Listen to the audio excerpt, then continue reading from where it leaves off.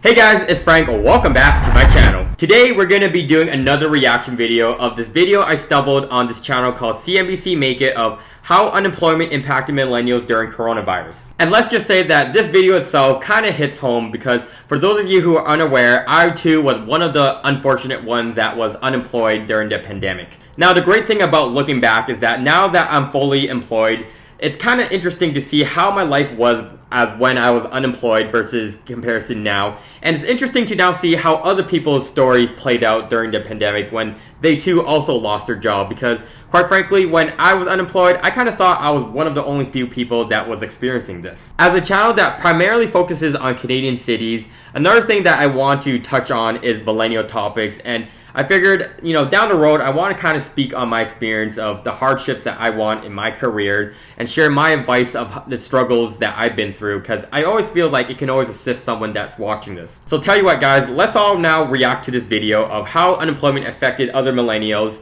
And before we dive into the video, give this video a go-to smash. And now let's begin this video. When the COVID-19 pandemic shut down the economy, one of the first things on everyone's mind was jobs, jobs, jobs. That's what it's about.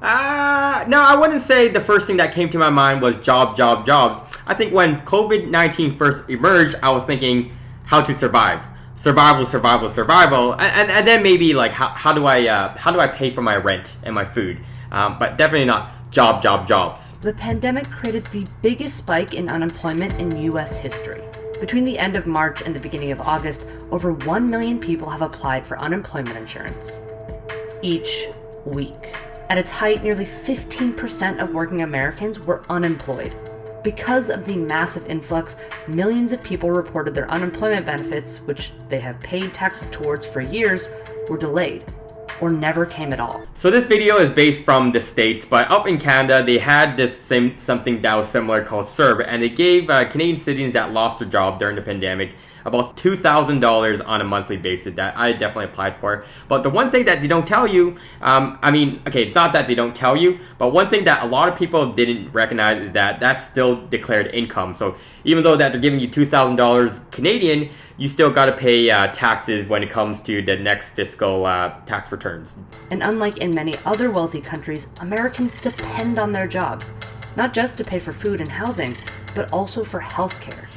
And that has meant that millions have lost their jobs, their incomes, and their health insurance during a public health emergency. You see, that's the one thing that I always hated about working at certain companies, because you never know that you're like truly safe. Like anything could potentially happen. Now, the reason why I was laid off had nothing actually to do with the virus itself, but I went through a merger and acquisition, and they basically cut the juniors, and I was one of the juniors. And I must say, the timing of it was just pretty sour, because they did it in October when, everyone was losing their jobs entirely. So, man, to cut people during the time where, people need money the most, it's messed up. Not a big fan of it. Each generation has felt the weight of the pandemic in their own way, but young workers have likely been impacted most of all. Millennials, who are currently between the ages of 24 and 38, are often said to be the most overworked and underpaid generation. That statement right there, how millennials work a little bit harder in comparison to the previous generation. So how boomers or my parents would be like, back in my day, I used to work so hard, and also I used to walk 2 miles to my school. But the thing is, with the things, how crazy things are being inflated, our salaries just aren't catching up. And combined with a housing bubble up in Canada, I'm not in a very good position, guys. So make sure to hit that subscribe button. I have 2 children in Puerto Rico, and I need to send the child support. Luckily for me, my friend offered for me to stay with him for free, so I don't have to worry about rent. What I'm experienced to do no longer pertains to the world that we're living in right now. Analysts, lawmakers, and unemployed Americans quickly realized traditional unemployment checks were simply not going to be enough. That's true, because how earlier I was saying how the Canadian government, at least up in Canada, they gave people $2,000 a month, but it really depends on what city you're living in, because they gave that $2,000 no matter where you live in Canada. It's not like they're going to give you more in Winnipeg versus Toronto, but as you imagine, up in Toronto, getting $2,000 a month is sometimes your rent itself. UBI stands for Universal Basic Income. a system in which governments give cash directly to citizens, no strings attached. What that sounds like is no strings attached with money. That sounds like printing more money instead of creating underlying value. Typically, unemployed people receive payments for up to 6 months as long as they are actively searching for work. Prior to the COVID-19 pandemic, unemployment was used as a temporary solution to compensate about half of workers' wages in between jobs. Generally, unemployment has hovered around 4 to 5% over the past 5 years, but the COVID-19 pandemic has created a massive backup in the unemployment system.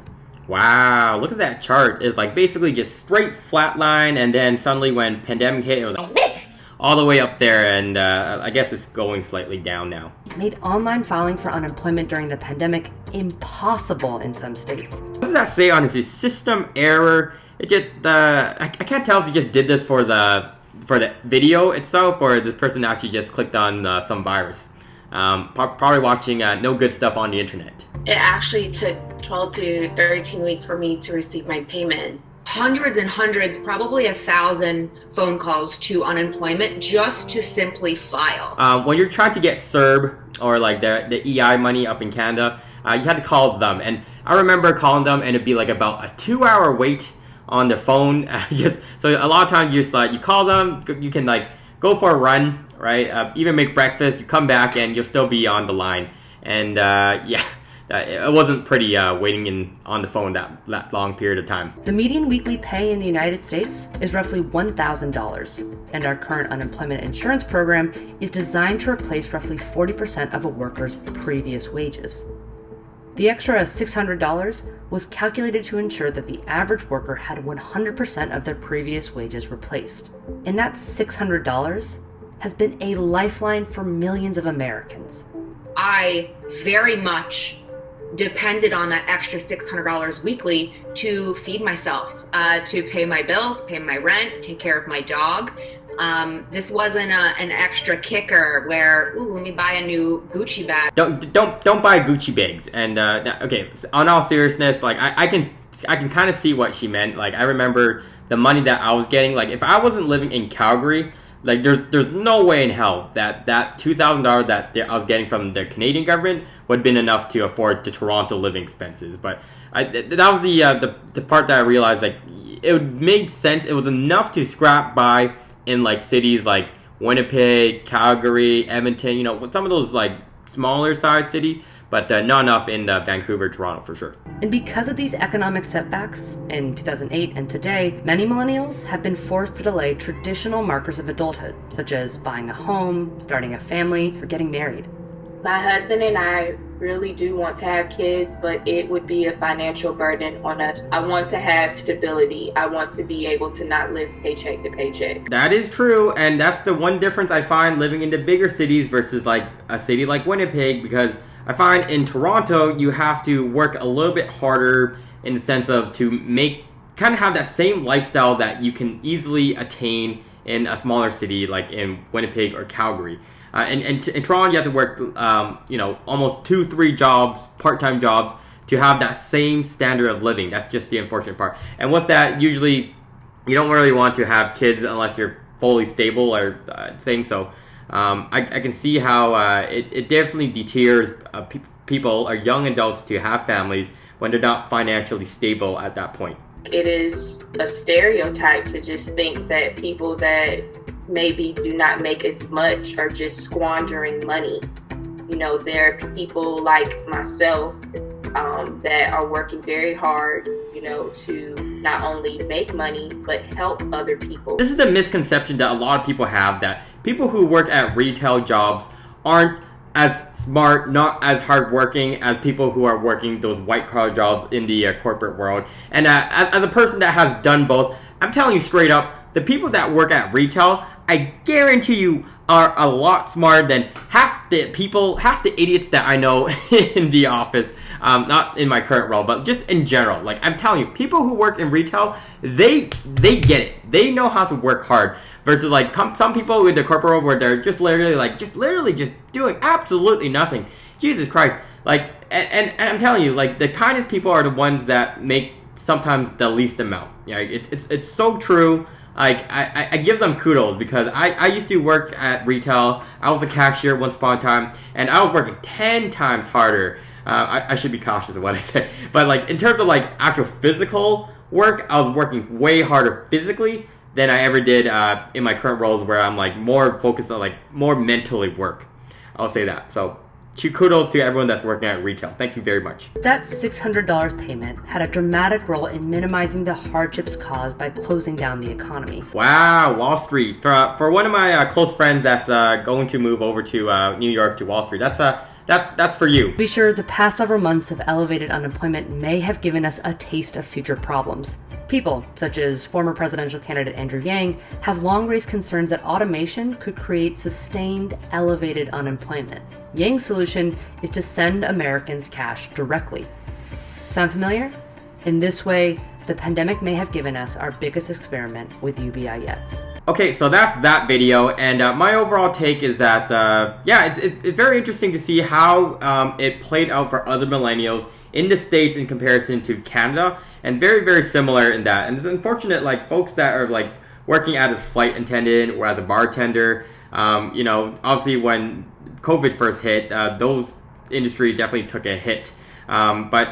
You know, I'm always a firm believer of, you know, every negative aspect in your life, always, like, life has a wave of, like, ups and downs. So I'm confident that, you know, if I was able to get out of that slump, I'm sure that a lot of people can also, I'm hoping that can also get out of that slump as well. I'm planning to make more future videos about my career and my experience, kind of like what I said earlier, so look forward to that. But anyhow, with that said, guys, if you made it to the end of this video, thank you so much for watching and following my millennial journey, and watch me react how unemployment impacted millennials during the coronavirus. I know it's a little bit different, but this is something I want to shift. If you haven't already, hit that subscribe button so you can be notified when I make a next video. And now, I guess, I'll see you guys all in my next video.